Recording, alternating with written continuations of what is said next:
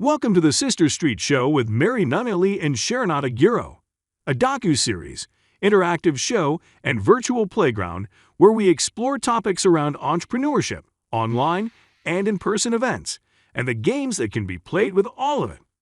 Follow a series or subscribe to the quest.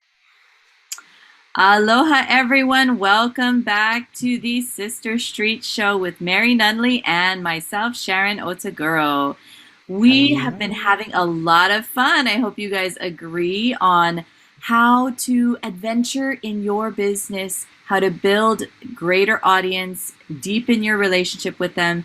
And we just had an amazing episode with Charisse Alexander, our lead magnet expert for this series on how and why and what lead magnets are all about. And we want to deepen that. So Mary, welcome to the show. And as our speaker, welcome to talking about lead magnets today. Well, thank you, Sharon. This is something that I'm really excited about and something that I have found can help you grow your business. And if you watch the episode with Charisse, she talked about the importance and the value of the lead magnet. I'd like to unpack that a little bit further and share some other examples and some tips for our audience, if you're good with that. I think that's perfect because she was so amazing and I was writing furiously and I still have a lot of questions. So deepen this for us a little bit, Mary. Sure. So one of the things, and again, Charisse touched on this, but if this is your first episode watching, you might be saying, what the heck is a lead magnet? When we think of a lead magnet, we like to think of it as your virtual billboard. Because if you recall, as you're driving down the road, back in the days when people maybe drove a little bit more freely, or even today as you're going from place to place, there are billboards along the interstate. And you're driving past it, 60 miles an hour, sometimes 70 miles an hour, and you catch little snippets. But if the billboard does enough to grab your attention, you're going to look for that. You're going to drive past the next time and go, okay, now I got the first part of the phone number. Or, hey, honey, could you write that number down for me? Or what was that place? And I think a lot of times when we're looking at lead magnets, we're thinking about them as a one and done. It's like, okay, here's my lead magnet. Nobody read it. Nobody got it. But I ask you to reconsider and look at it as a virtual billboard where people need to see it maybe several times. Maybe see that offer a few times, maybe see that lead magnet pop up on social media a few times to capture their attention, because we live in a time where it's all about the scroll and the quick look, and we're catching something in little segments, or I'm looking at something on Facebook on my phone and then I go take a call and then I come back and what I was just looking at on Facebook isn't there. So it's like, where was it? So if you think of this as your virtual billboard and that you have to capture people's attention and you need to show your lead magnet to people multiple times before they actually decide to take that plunge and give you their email address or download it or whatever, I think you're setting yourself up for more success. Love it, Mary. And I love the visual of the billboard because you're right. It makes sense that you got to see it a few times. That, I also get the sense that you want it to be a quick but comprehensive representation of your brand, right? Yes. Which, when we learn from Charisse all the different 70 plus ways that you can do lead magnets, it's sort of overwhelming to say, okay, well, which one is the right one and when do I use it? But having that visual of a bulletin board, the quick but clear representation just really helps as well. The billboard, not bulletin board. That's good. It could be a bulletin board too. I mean, when you're in school, it's the bulletin board that catches your attention. It's like, play auditions or this club or school's canceled today. So, it's that thought of you walk past, you take a look, and then you take a step back and go, okay, there was something on there that grabbed my attention. Let me go back and take a closer look. And I think if we think of our lead magnets in that same way, especially when you're starting to build either a new audience or, you're in front of a different group than you're normally in front of. So even with a networking group, whether it's in person or online, having that lead magnet that you can share in a quick pop that talks about who you are, what you do, what the problem is that you solve, but it captures people's attention, I think you're going to find it to be a lot more effective. Yes, it's such an organic way or a natural way for you to share value and show what you're good at, where your authority lies, right? And just as an example, I've been in meetings before where people are just chatting and we're talking about various topics, and they say, "Oh, I have a book list on that," or "Oh, I have."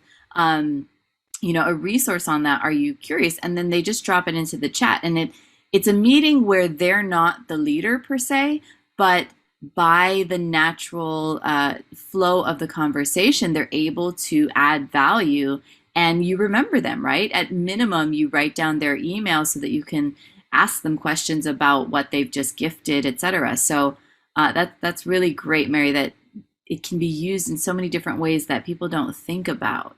Right. And I think if we shift the mindset, and this is just me, and I don't always practice what I preach, so full disclosure, but it's one of those ideas that's kicking around in my head, is if we shift the mindset from, oh, a lead magnet is the necessary first step of a funnel that's going to push people here, here, here, and instead start thinking about it as it's a way to share value and let people know, hey, do I want to work with you? And Sharice kind of alluded to this in the episode last time as well about the cheese sample. So you want to give your best. You don't want to give everything, but you want to give enough information, enough value so that your potential audience, or even an existing audience, maybe it's a different product or service that you're now promoting, gets a sense of like, oh, okay, they know what they're talking about. Oh, I want to learn more. Maybe I'm not ready to buy, but you know what? That's okay. I mean, there are some people where it's taken me years before I decided I wanted to buy something. And other times it's like the time is now, the time is right. I need a swimming pool today. I'm just going to go buy one versus something else where it's like, but why did it take you 6 months to decide to go try that new restaurant? Well, I just wasn't in the mood for it. So some of it is also timing. Yeah, absolutely. Well, that takes so much of the pressure off because when people do say like the lead magnet, you need that for your business. It's a marketing strategy.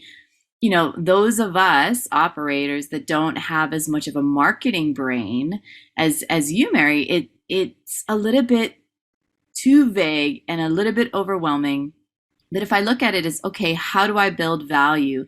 Then all of a sudden, when you say, okay, you can have 100 lead magnets, just have little value nuggets, that makes more sense to me. Coming from the islands, sharing food is sharing love, right? So even when I'm at an event, I'll just have chocolates and I'll just share chocolates. And people remember me just because, oh, she's the girl that has the cool chocolates from Hawaii. Right. But that's value when you're in a conference for several days and you just need a snack, right? And so a lead magnet being attributed to that little sample that Sharice talked about, but having those little pieces of value that help people remember who you are, and then leaving a breadcrumb trail of, okay, well, this is what she does, makes sense. They know I'm from Hawaii. That leads to my Ohanapreneurs podcast. Simple things that don't seem to connect, but really are just a way to add value. I like that. Exactly. And the other piece is, it's like even your presence on social media can be a form of a lead magnet. So we do a lot of business to business, B2B, in addition to working with solopreneurs. It's a whole different approach. But where I bring the value is we have our Create, Engage, Succeed show. I post regularly on LinkedIn. I share industry articles, that type of thing. But I don't have a formal lead magnet. It's like, go follow this funnel, go do this, because to me, that cycle is different for the service that we're providing to companies. When I'm working with the solo or small business course creator, then I follow more of what's become a traditional marketing process with a lead magnet and a funnel. Really cool thing though is I was reading an article earlier this week, and I can't remember where I read it from. They were talking about the sales funnel and how it really hasn't adapted to the modern digital age, other than there's a lot of marketers that just are forcing it to work. But that was originally designed for door-to-door salespeople back in the early 1900s. so that they didn't have to keep knocking on people's doors. And instead of coming up with something new to recreate in the digital age, we just went, oh, let's just keep doing this thing. So here's what you need to do. You need to do this, you need to do this. And of course, this process works. Instead of going, how do we disrupt the process and come up with something that's more effective for the age that we're living in? So that was something that, it's backing around in the back of my head going, okay, so maybe what we're thinking about lead magnets is all wrong. And maybe it is about those nuggets of value. And let's not call it a lead magnet. Let's call it a getting to know you. Mhm. And it's not all about exchanging email for a PDF. Yeah. Well, you just sort of broke it down into what the elements of it are, right, Mary? So a lead magnet leads them like breadcrumbs along the journey to get to know you better. So it's kind of like dating. We've talked about that analogy before, right? First date, second date. So that helps people understand what size of offering or value they give, and then it should magnetize. So, right? So it should add attraction. It should add value as you're getting closer and closer to the sale, so that it's not the per se funnel, but that you're leaving, it could be winding or it could be direct on the relationship, but you have different value levels for what you're giving. So that brings me to a question, because it is a struggle if you're just starting, or if you're still sort of pivoting, right? So it's starting or pivoting, how to know what is the right aligned lead magnet. So I had a challenge, and I'd love to get your insight onto it. I had a lead magnet that I, thought of because I followed a Charisse and another expert and said, okay, well, I can add value. Absolutely. So the lead magnet was how to get more clarity when you're stuck. And I figured, okay, everybody can use that. And it's true. Everybody can use that. So I got more leads from it. Versus I just recently rolled out another one that was more aligned, closer to my business, of a retreat masterclass. And I got much less leads. And I'm still sort of not really struggling, but curious about the difference between the two, because I'm happy in a sense because the second one is closer to my audience. So the people that are showing up, the conversion is much higher, right? But the first one, I was able to build a bigger list. So can you unpack that piece a little bit, is how to know the numbers and gauge how aligned, or what is the strategy for the different types or levels of lead magnet value? Sure. And that is a great question. And we kind of skirted that on the episode with Charisse as well, with the numbers and the data. I'm going to go back and use something that we also use when we're working with clients on gamification. And that is, what is your objective for the lead magnet? So if your objective is to build a list, then that first lead magnet is your go-to, because your objective is to build a list. If your objective is more sales or higher conversions, and maybe it's a higher ticket offering, then if you have 100 people with that second lead magnet and 25% of them convert, then that may have been more successful than that first one. So it's really about setting specific goals for what do I want this lead magnet to do. And that's what we see happen with a lot of folks is, oh yeah, I got to have a lead magnet. Somebody said I had to have a lead magnet, and great. Well, how do you know it was successful? Well, okay, but what does success mean to you? What's the purpose of using that lead magnet? Is it to build a list? Is it to get recognition? Is it to lead to a product purchase? Because if your goal with lead magnet number one was, I want this lead magnet to get people to buy this workshop, and you got a great list, but nobody bought the workshop, then I would say that lead magnet wasn't successful, even though you got a lot of email addresses. So in the beginning, you really have to think through, what is my goal for this lead magnet? Just like anything else that you do in your business. Mm-hmm. What is my goal, and how does it align with my business goals? I just had a great idea, Mary. That's so smart. And so when we have all these other lead magnets and we start to build, once we've started and understand the clear goal, then when we're going on a show like, the Sister Street show, or we're going on a summit, shouldn't we share our list of titles and lead magnets for the speaker or the summit host so that they can choose what best aligns for them? Yes. Versus, we always just say, hey, send us your lead magnet. But it could or should be, if someone has a resource list where you can choose so that the audience gets the most closely aligned types of lead magnets. Yes. So if you've got maybe 5 or 10 or more lead magnets and you're going on a summit and the topic of the summit is how to make $1 million in a weekend. Okay. Making that up.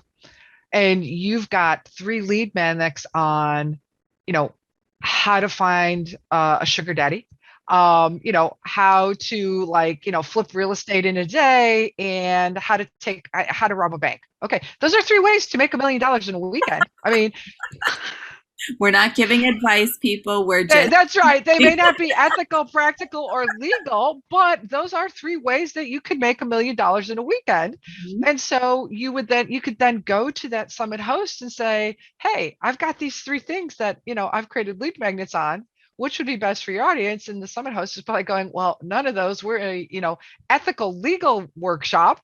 And it's like, oh, but you never said, you didn't give me those parameters, but I could go with that list. And, if it was me doing it, people know that I'm sarcastic and I have a really kind of off sense of humor. So each one of those would be like a catchy title that would be followed by, and then you're going to go to jail, but let's talk about something that you can do. But it's that headline that grabs people's attention. But it is a great way to go to your host and say, what is best for your audience, or what do you think would be best for them, and what's going to give most value to your event? So I think that's a brilliant idea. I love that. So having a clear goal, and then, yes, offering the options or being clear about where the alignment is for your business and why. I think that's so great.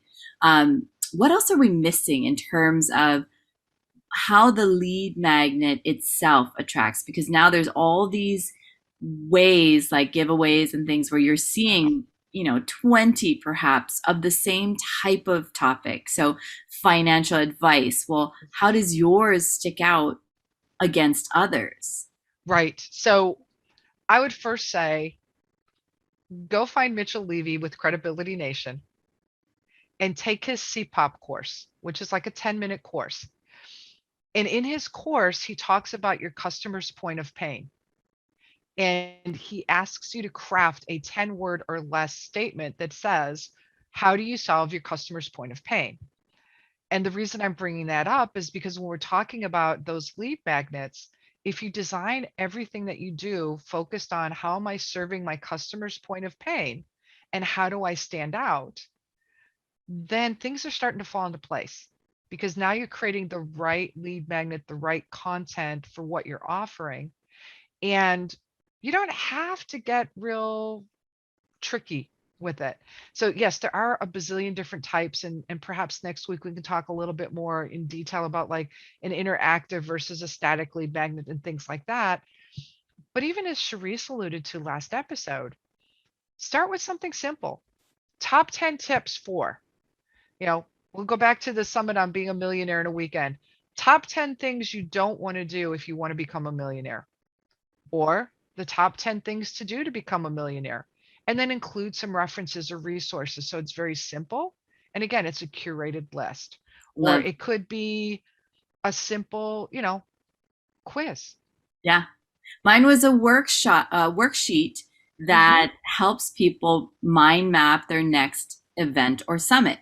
And to me, it was the simplest thing in the world. It's just 6 questions that you ask yourself to see, is it the right time to do a summit? What is a summit for? But it's because I've had the experience of doing a summit. And so the person that has never done a summit, it's a critical first step. So it can be very simple, and it's probably going to be for you one of those things where you're thinking, really, is that of value? But if you think back to the very first time you ever solved the problem that you're solving, there are simple things that you now are unconsciously competent around that your audience may have as their biggest stumbling block at the level that they're at. Exactly. And I think the other piece is, again, what's your goal and who's the audience that you're trying to attract? So if you are looking to attract first-time summit hosts, or maybe I've done a summit, it wasn't as successful as I wanted it, I want it to be better, then that 6-question thing is going to be ideal. If you're trying to attract somebody that's like a summit guru, they've hosted several, and now they're looking to up level, make that event more memorable, bring in more people, bring in bigger name speakers, whatever, then you could do a variation of that checklist. But now it might be more focused on, who do you know? Those kinds of questions, but it's that same format. And so it doesn't have to be like all bells and whistles. Now, down the road, you may want to have some of those bells and whistles, lead magnets as well, but simple is not necessarily bad. I love that. Yep, simple is definitely not bad. The isn't it just common that, sorry, I'm thinking through, but basically the more simple you can make something, in essence, the more complex most likely it is. Yes. But that simplicity is what makes it so relatable for everyone. So That's it. I think it was Mark Twain that said something like that, okay. it's far more difficult to write a 5-minute speech than an hour speech. And again, I'm totally paraphrasing and probably messing it up 100%, but it was along those same lines. It's far more difficult to be concise than it is to just ramble on. And so it's the same thing with your lead magnet. If you're going to go, here are the 6 things you have to know. Yeah. It's a lot harder to come up with those 6 things than a list of 150, because that's like, oh yeah, blah, blah, blah, blah, blah, blah, blah. And then people get overwhelmed and they download it and they never use it. So the goal with the lead magnet is for people to take action. And so if they find your lead magnet helpful and they take action, then they're probably going to come back and go, oh, I want to learn more from this person. Yes. Oh, okay. Maybe that $47 workshop isn't such a bad thing. Right. Oh, okay. You want to overwhelm them, like you said, with how much you know. You want to let them feel like they know something and they have the win. That's it. Yeah, I love that. Beginner's mind. Yeah. So we've hit the 20-minute mark, Mary. Holy cow. Okay. But so the simple thing on a lead magnet, because we've gone a little deeper and I love that. What would you say is the keys if you're creating a lead magnet to making sure that there is that follow-up? Because the last thing I'd like to leave, right, is I've spread breadcrumbs, but I didn't leave an actual defined trail. So, the birds come and they eat all and then they fly away. So right. What would be that last piece of advice on making sure your lead magnet has these 1 to 3 things so that it actually helps your business? So I'm laughing because I have messed this part up so many times. So I'm like, oh yeah, I can talk to this. So number 1, your contact information needs to be on that lead magnet somewhere. And so many times we forget to do that. It's like, whether it's your website, a calendar link, your phone number, an email, doesn't have to be all of them, but give that person a way to get back in touch with you. Have a clear next step. So we'll use your example of the 6 things to do if you're thinking about a summit. So after you finish that, what's that clear next step? Whether it's, message me and get on my list to get my next set of steps or whatever, but give your audience a clear next step. They may not take it right away, but you have to help guide them. And then the third thing is ideally a way for you to collect that information from the people who are using your lead magnet. Some people will recommend doing it up front. My son and I in our company, we recommend collecting it after they've gone through the lead magnet, if it's not just a PDF download or something, because then you know that they're more interested if they've taken the time to answer your quiz questions or play your game or whatever it is. But a way to reach you, a clear next step, and a way to reach them. So good. And yes, I have forgotten and missed that many a time. I wanted to make sure. Oh, yeah. Amazing. Well, thank you so much, Mary. Mary, your marketing expertise, as always, just shines.